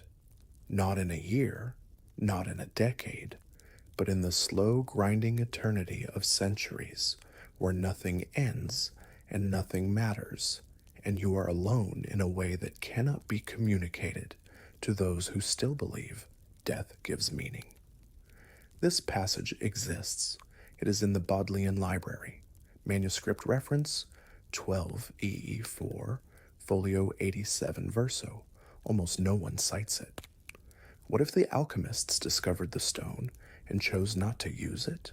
Not because they failed, because they succeeded and then understood the implications. What if the greatest achievement of alchemy was not the creation of the stone, but the decision to destroy it. To recognize that some knowledge is too dangerous to preserve, that some powers, once unleashed, cannot be controlled, that death, for all its horror, serves a purpose that immortality would obliterate. What if the silence after the stone is not the silence of failure, but the silence of wisdom? The choice to let the knowledge die with them, so that future generations would have to discover it again, and maybe, in rediscovering it, understand the cost before it is too late. We are approaching that threshold now, not with mercury and sulfur, with CRISPR and senolytic drugs and AI-designed proteins. We are dismantling aging at the molecular level. We are reprogramming cells.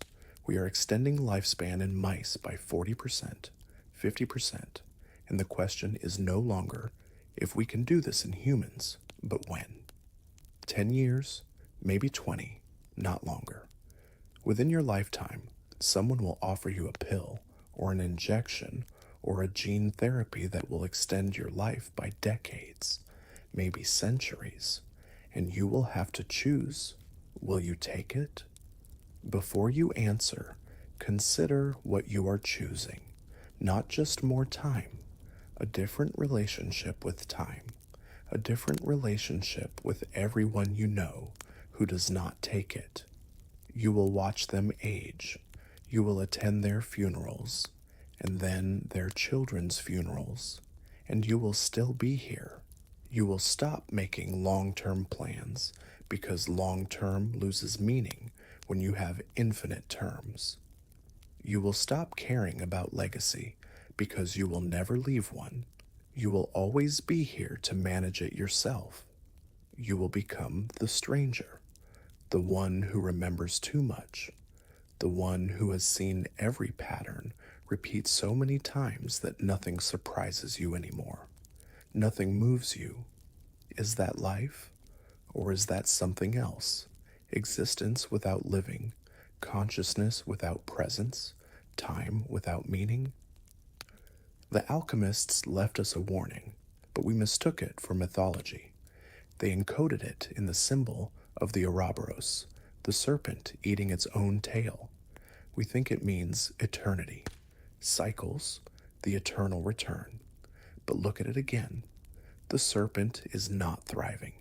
It is consuming itself. It is trapped in a loop of self-destruction that it cannot escape because it is both predator and prey. It does not end, but it does not progress. It just is forever, eating and being eaten. That is immortality without wisdom. That is what happens when you defeat death without understanding why death exists. I want to tell you something I have not said directly until now. I do not know if the Philosopher's Stone is real. I do not know if anyone ever succeeded in creating it.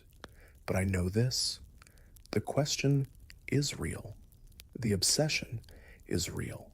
The willingness to poison yourself, to risk everything, to spend your entire life pursuing the answer, that is real. And it has not stopped. We are still doing it. In different laboratories, with different tools, but the impulse is identical. The refusal to accept mortality. The belief that death is a solvable problem. The conviction that with enough intelligence, enough resources, enough will, we can escape the cage. Maybe we can. But the alchemists, the ones who went furthest, who came closest, who saw something the rest of us have not seen, they left us a pattern. They disappeared, not because they failed, because they succeeded and chose silence over revelation. And that silence is a message. It is saying, you can have this, but you will lose everything else, and you will not understand what you have lost until it is too late to choose differently. Here is the final thought I want to leave you with. You are mortal. You have always been mortal. Every person you have ever loved is mortal. Every achievement, every memory, every moment of beauty you have experienced, all of it is temporary. And that temporariness is not a flaw. It is the thing that makes it matter.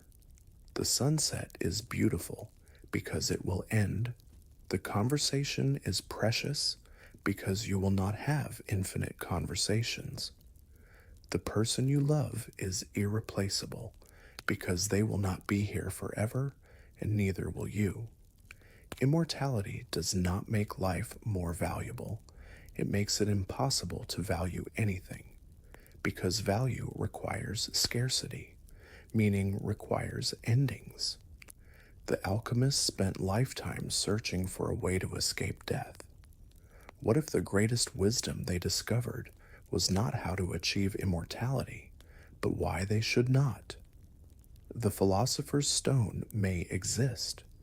It may be sitting in a lid box in a forgotten monastery, or encoded in a manuscript no one has decoded, or achieved by someone walking among us right now, silent and invisible. But the stone you should be searching for is different. It is not the stone that makes you immortal. It is the stone you place on the grave of someone you loved. The weight that says, this mattered. This life, brief and fragile and temporary, it mattered. That is the real alchemy, not the transmutation of lead into gold, but the transmutation of time, limited, precious, running out, into meaning. The great work is not defeating death. It is living while you are alive, fully, completely, with the awareness that this will end and that the ending is what makes it sacred. The alchemists understood this. That is why they stopped, not because they could not find the answer, but because they did. And the answer was, let it end.